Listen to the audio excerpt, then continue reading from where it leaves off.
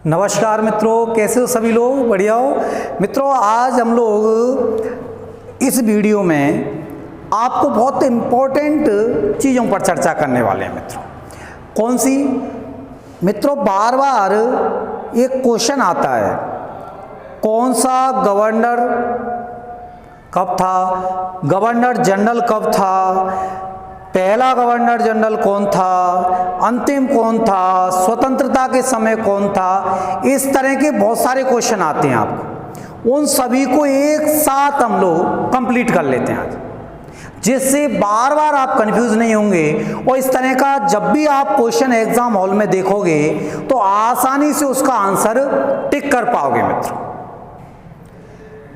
देखो मित्रों, स्टार्टिंग से आप लोग देखोगे तो आप लोगों ने देखा होगा, क्या स्थिति देखी होगी कि प्लासी और बक्सर के युद्ध हुए। प्लासी का जो युद्ध है उसके बाद बंगाल के राजस्व पर 1757 में हुआ था प्लासी का, और प्लासी के युद्ध के बाद बंगाल के राजस्व पर अधिकार हो गया था किसका? ईस्ट इंडिया कंपनी का। और बक्सर के युद्ध के बाद हिंदुस्तान के राजस्व पर अधिकार हो गया था किसका? ईस्ट इंडिया कंपनी का। बक्सर का युद्ध 1764 में हुआ है, प्लासी का युद्ध 1757 में हुआ है आपके। प्लासी के युद्ध के बाद बंगाल में एक पद सृजित हुआ गवर्नर का पद सृजित हुआ मित्रों। तो यदि आपसे पूछा जाए मित्रों क्या कि बंगाल का, यदि आपसे पूछा जाए कि बंगाल का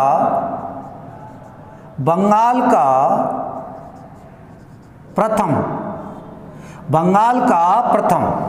यहां से कर देता हूं, बंगाल का प्रथम गवर्नर, बंगाल का पहला गवर्नर कौन था? तो मित्रों आपको ध्यान रखना है, बंगाल का पहला गवर्नर था रॉबर्ट क्लाइव। कौन था? रॉबर्ट क्लाइव था। यदि आपसे पूछा जाए बंगाल का पहला गवर्नर कौन था, तो आंसर क्या होगा मित्रों? रॉबर्ट क्लाइव बंगाल का पहला क्या था? गवर्नर था। तो बंगाल का पहला गवर्नर कौन था? तो आंसर होगा आपके Robert Clive. Robert Clive Bengal का क्या था? पहला गवर्नर था। फिर यदि आपसे मैं पूछूं कि बंगाल का अंतिम गवर्नर कौन था? बंगाल का अंतिम गवर्नर कौन था?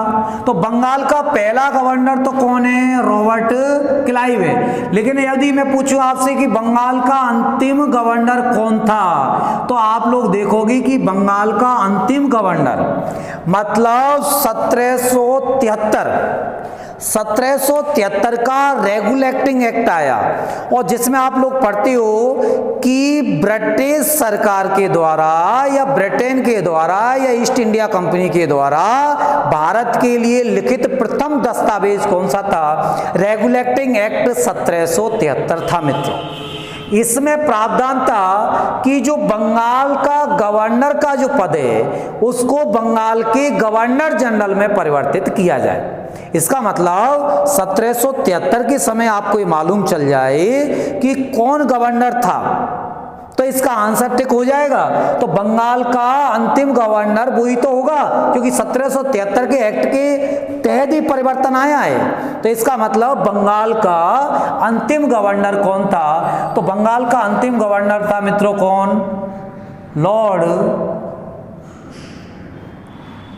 Lord Warren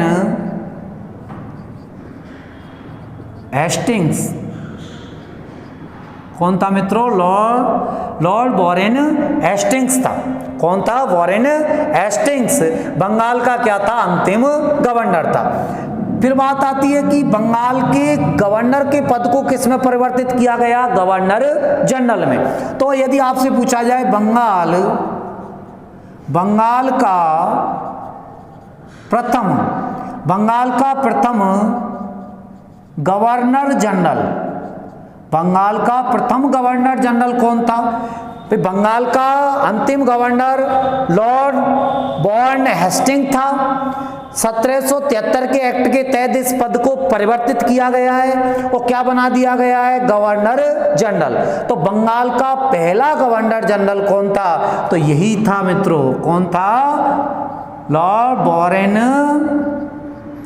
Hastings. कौन था मित्रों, लॉर्ड वॉरेन हेस्टिंग्स था। दोनों का आंसर, स्टूडेंट जबरदस्ती कंफ्यूज होता है। देखो आज आप लोग खुद महसूस करोगे आप लोग कि स्टूडेंट जबरदस्ती कंफ्यूज होता है, और नहीं कंफ्यूज वाला कोई मैटर है ही नहीं मित्रों इसमें। देखो अब आप लोग, तो बंगाल का पहला गवर्नर जनरल कौन है, वॉरेन हेस्टिंग्स है। अब यदि आपसे पूछा जाए ये जो बंगाल का जो गवर्नर जनरल था, अब इसको भारत का गवर्नर जनरल बनाया गया था आगे चलकर, कब, 1833 के एक्ट के तहत। 1833 के एक्ट के तहत ये जो बंगाल का गवर्नर जनरल था, इसे भारत का गवर्नर जनरल बना दिया। तो इसका मतलब आपसे पूछ सकता है कि बंगाल का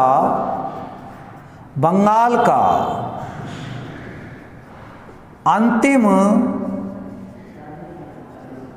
गवर्नर जनरल, बंगाल का अंतिम गवर्नर जनरल कौन था, तो बंगाल का अंतिम गवर्नर जनरल था मित्रों Lord William Bentinck.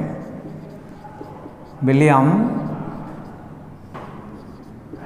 Bentinck, Lord William Bentinck थे आपके। अब ये बंगाल का जो गवर्नर जनरल का पद था, उसको भारत के गवर्नर जनरल में परिवर्तित किया गया 1833 के एक्ट के तहत। तो अब क्या हो जाएगा आपके, भारत का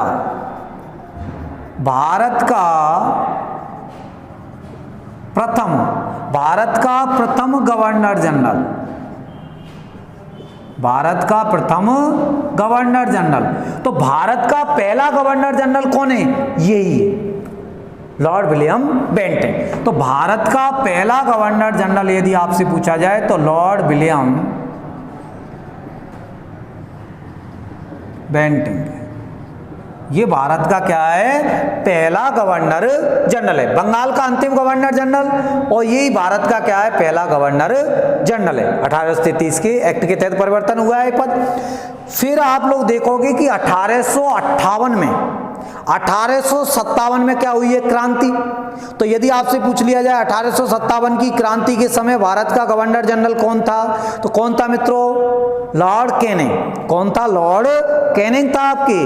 तो लॉर्ड कैनिंग था, तो भारत का पहला गवर्नर जनरल। अब ये गवर्नर जनरल के पद को 1858 के अधिनियम के तहत किस में परिवर्तित कर दिया गया है, गवर्नर जनरल एंड वायसराय में। तो इसका मतलब अब आपसे पूछा जाएगा भारत का अंतिम गवर्नर जनरल, भारत का अंतिम गवर्नर जनरल। इसका मतलब 1858 के अधिनियम के तहत परिवर्तित हुआ है। तो उससे पहले कौन था, तो कौन था आपके, लॉर्ड कैनिंग। लॉर्ड कैनिंग था, क्योंकि 1857 की क्रांति में कौन था, लॉर्ड कैनिंग था। कई दफे आया हुआ क्वेश्चन है, 1857 की क्रांति के समय भारत का गवर्नर जनरल कौन था, तो लॉर्ड कैनिंग था आपके। अब ये गवर्नर जनरल का पद गवर्नर जनरल एंड वायसराय में परिवर्तित कर दिया गया 1858 के अधिनियम के तहत। तो भारत का प्रथम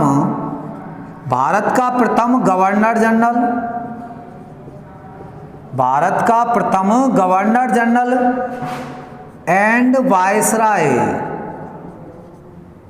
पहला गवर्नर जनरल एंड वायसराय कौन हो जाएगा आपके, लॉर्ड कैनिंग। कौन हो जाएगा मित्रों, लॉर्ड कैनिंग हो जाएगा। कौन था, लॉर्ड कैनिंग था आपके। अब ये वायसराय का पद स्टार्ट हुआ, लेकिन 1947 के अधिनियम के तहत इस वायसराय वाले पद को समाप्त कर दिया गया और कौन बन गया दोबारा से, गवर्नर जनरल। क्योंकि 1947 के अधिनियम के तहत ही हम लोग आज़ाद हुए हैं माउंटबेटन योजना के तहत। 3 जून 1947 की जो माउंटबेटन योजना है उसके तहत भारत आज़ाद हुआ है आपके, और पाक और हिंद 2 डोमेन निर्मित हुए हैं आपके। तो आप कह सकते हो कि भारत का प्रथम governor general and viceroy Lord Canning है। लेकिन यदि आपसे कहा जाए भारत का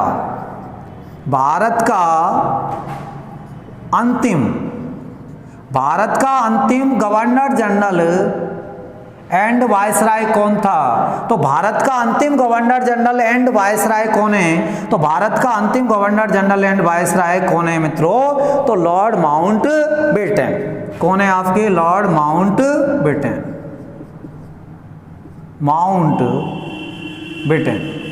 लॉर्ड माउंटबेटन कौन है आपके, लॉर्ड माउंटबेटन भारत का अंतिम गवर्नर जनरल एंड वायसराय। 1947 के अधिनियम के तहत इस पद को क्या कर दिया गया, समाप्त वायसराय वाले को। अब क्या रह गया, केवल गवर्नर जनरल। तो यदि आपसे पूछा जाए स्वतंत्र भारत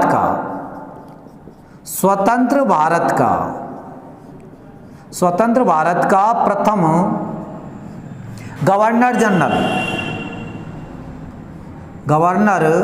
जनरल, तो स्वतंत्र भारत का पहला गवर्नर जनरल कौन है, तो स्वतंत्र भारत का पहला गवर्नर जनरल कौन है, तो कौन है मित्रों, लॉर्ड माउंटबेटन ही है। कौन है आपके, लॉर्ड माउंटबेटन है। स्वतंत्र भारत का पहला गवर्नर जनरल कौन है, लॉर्ड माउंटबेटन है। यदि आपसे पूछा जाए कि पहला भारतीय जो भारत का गवर्नर जनरल बना है, प्रथम भारतीय जो भारत का गवर्नर जनरल बना, प्रथम भारतीय जो भारत का गवर्नर जनरल बना वो कौन था। या आपसे पूछा जाए भारत का स्वतंत्र भारत का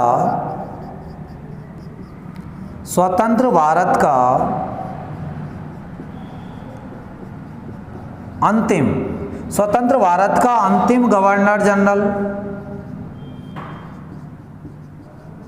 जनरल कौन था। तो आपको ध्यान रखना है इन दोनों का आंसर एक ही होने वाला है।